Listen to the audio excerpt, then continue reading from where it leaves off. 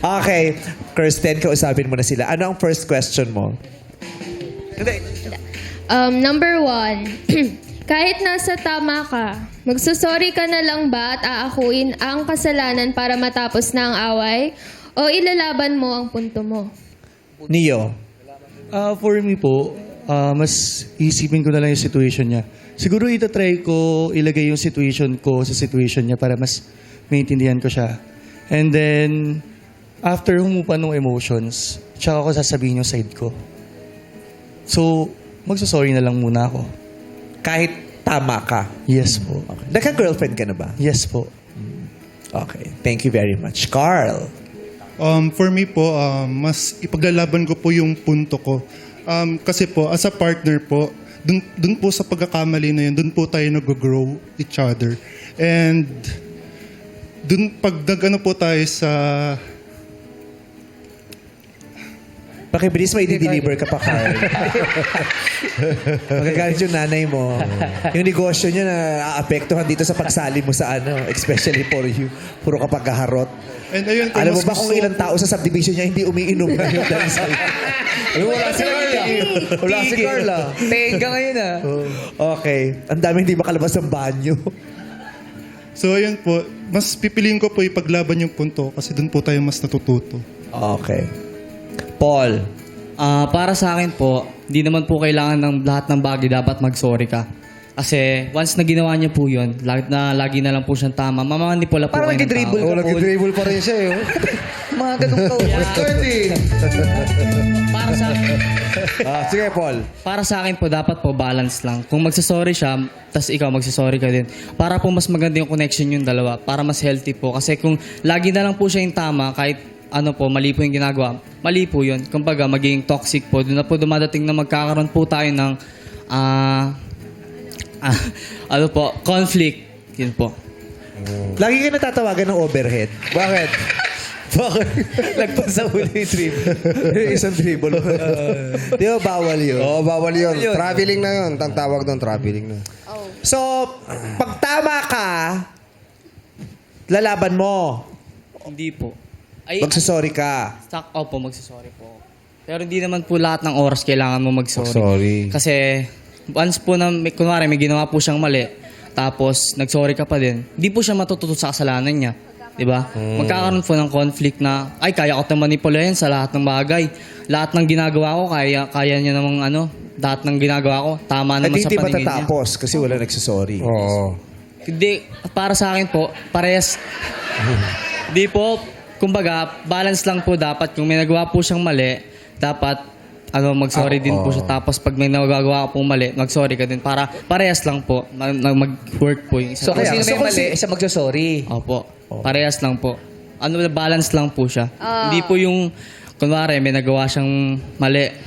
Tama na, Paul. Diyos ko, yellow na yung i-deliver ni Carl bago ka matapos. Oo. Kumbaga kay Paul, parang dapat hindi na ano yung Balance pag mali. na daw eh. Mali. Oo, pag may mali, Sorry. siya pa tama. Oo. Oo, pero pagkatapos daw mag-sorry nung may mali, yung tama magsasorry din para balance. Kung hindi, huwag mo lang piliin yan. Huwag naman. Okay, Kristen, sino bibigyan ng green flag? Green flag po. Kung ikaw ba, sinong dapat kung tama ka, magsasorry ka ba? Opo. Kahit tama ka? Opo, kasi Wait lang. Kasi, binavalidate ko naman po yung feelings ng partner ko. So, magsasorry ako kasi kung na-feel bad siya, kahit tama ako, magsasorry pa rin ako. Sorry kung naparamdam ko sa'yo yung ganyan. Pero kasi, ipapoint out ko pa rin yung mali. Para aware siya na nagkamali siya and somehow, mabago niya yun in the future. pero hindi kailangan mag-sorry siya. Kung may mali man po siyang nagawa. Oo. Kasi siya nga yung mali. Di ba ang konteksto, siya yung mali, tama ka. Pero para matapos na yung diskusyon, magsasorry ka na lang ba kahit Kahit tama tama ka o hindi? Magsusorry na lang po ako. Para kung tapos ayaw niya na. magsorry, di wag. Ganun. Ganun ba siya, Jared? Ganun ba si Kristen? Opo. Nagsasorry na lang siya. Opo, ganun po siya. Pag may ano. So ikaw lagi mali? Ikaw lagi mali? Hindi po. Kaya hindi naman. Hindi naman. Ayaw ng friends niya. Sino bibigyan ng green flag? Yung ano po, 1, 2, or 3? yung 2 po. Yung 2. Dahil? Kasi po yung sagot niya po kasi parang hindi naman siya play safe, hindi rin naman siya yung parang nag-a-against sa side ko. Parang paano ba yung term? Basta yun po yung naano ko sa kanya. Congrats, Carl! May green flag ka na. At dahil dyan, may papadala siyang tubig sa inyo pag-uwi. You know? Jared, approve ka ba doon o may iba kang pinipili? Yung totoo. Sino pinipili mo sana? Yung number 1 po. Bakit? Kasi po, yung sinasabi po niya na ilalagay po niya yung situation niya, dun sa situation din po ng partner niya is feeling ko ano po din po yun sa akin. Na mas okay na din po na parehas po na nararamdaman din niya yung nararamdaman ng partner para alam po yung gagawin niya sa susunod. Ayun. Ganun sila mag-isip ng mga tropa niya, Kirsten. Ano yun? Ganun sila. Oo, salungat pala sa'yo eh. Oo, pero ang gusto ni Kirsten, si number 2, si Carl. Next question.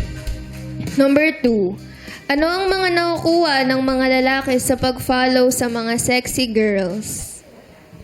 Unahin natin si number 3, Paul. Ano? Wala po eh. Para sa akin kasi wala naman po akong girlfriend. Pag tumitingin po kasi ako sa mga sexy na babae, gumaganda po yung araw ko. Kumbaga nabubuo po. Oh, yes! Oh, yeah! True naman. Masaya siya eh. Listen, Maganda yung nakita mo eh. Di ko madaaraw mo. Diba? Subukan mong tumingin sa na hindi maganda sa paningin mo. Di, Sira na yung araw mo. Kaya pala gano'n siya ng gano'n, kalma. Thank you. Neo, si number 1 naman. Anong napapala o nakukuha doon ng mga lalaki sa pag-follow sa mga sexy girls? Para sa akin po kasi, hindi ako madalas nagpa-follow sa mga ganong type of girls eh. And especially kapag may partner po ako, bakit pa ako titingin sa ibang babae kung alam ko naman yung partner ko maganda? Siya na lang tititigan ko, Pakilapag diba? yung social media mo, papacheck natin sa kung totoo yan. Kung wala kang pinapollow ng mga sexy girls. Vice, Ate Vice, nandun ka po. Siyempre, sexy ka din. Ano po? Nandun ka daw, pinapalo ka niya. Sinungaling ka? Hindi ka pumapalo tapos pinapalo mo. Kape! Valid naman niya kasi single ngayon si Neo eh, di ba? Single naman si Neo. Okay. Si Carl, number 3. For me po, sa tingin ko yung nakukuha po nila is feeling po nila naka-cool po sila. Ano na? Naka-cool po. Nakako. Sila. So, Opo. hindi ka kasama. Yes po. Hindi ka nagpa-follow ng mga sexy girls. And para po may makwento po, pinalo ako nung ganyan po. And di po kasi ako yung taong nagpa-follow po ng mga unless kakilala ko lang po talaga. Oh. Para may makwento daw. Hindi naman din lahat na nagpa-follow, nagkikwento na pina-follow nila yun. Paul, sinabi mo kanina gumaganda yung araw mo kapag... Paano gumaganda yung araw mo kapag pina-follow mo yung mga sexy? Paano? Po eh. Parang ginaganahan po ako gumising sa umaga pag nakakita ko ng ganun. Ginaganahan gumising. May phone question tayo dito. Ano yun? Pinapatanong ni Rhea Jen, Paul, na-follow mo na daw siya. Sexy ladies with blonde hair. Ganon. Iba. Taray. Okay, nakasagot na silang tatlo. Kung tatanungin natin si Jared, Jared, kaninong gusto mong sagot? Sinong gusto mong piliin sana ni Kirsten? Yung number 1 pa din po. Si Neo pa din. Kirsten, sang-ayon ka ba kay Jared o iba ang napipisil mong piliin? Number 2 pa din po. Number 2 pa rin. Si Carl pa din. Bakit? Di kasi parang valid po Oy, para gusto mo na supply ng tubig. valid Taga po Laguna. for me yung yung point niya na pa-follow niya na lang unless kakilala niya talaga. Oo. Kasi parang ang weirdo naman, parang random girls, kung sino-sino pina-follow mo, yung makikita mo sa feed mo para lang masatisfy ka kahit may girlfriend ka. Masatisfy. Grabe naman. Carl, congratulations! Na-sweep mo. Ikaw lang ang pinili niya talaga. At Kirsten, ito naman yung searchy na hindi mo mga napili. Magpakilala ka na, searchy number 1.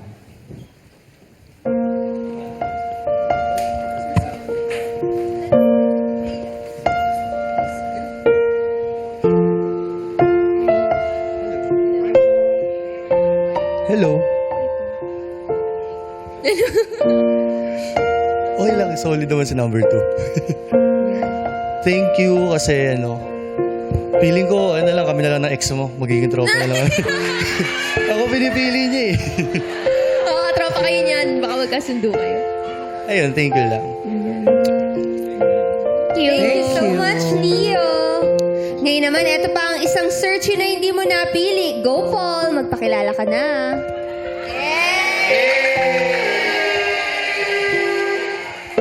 Orange na orange. Pati sapatos. Okay, pre. Kamusta ka, pre?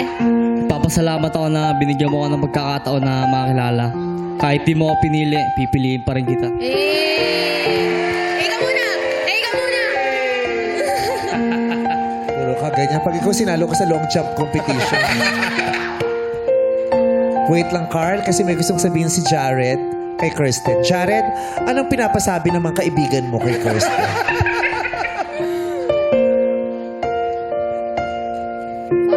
Ayun, hi. I'm sorry nagkulang ako as a boyfriend mo and I hope you continue chasing your dreams and yung goals dahil alam ko naman yung mga gusto mong abutin. Ayun, pakatatag ka and stay pretty. Yun lang. Kirsten, may sasabihin ka ba kay... Ang masasabi ko lang is stay strong sa inyo ng mga tropa mo. At ayun, aside doon is sana maging aware ka sa mga mistakes mo like yun nga, lying.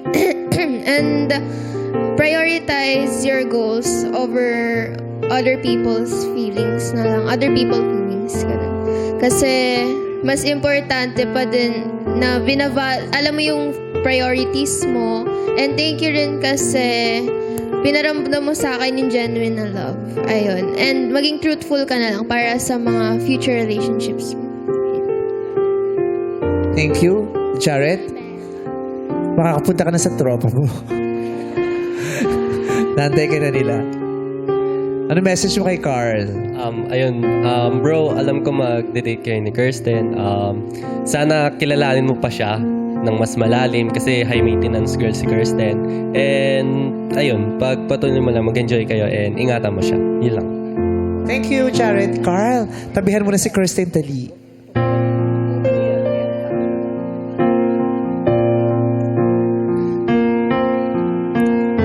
Kirsten, meet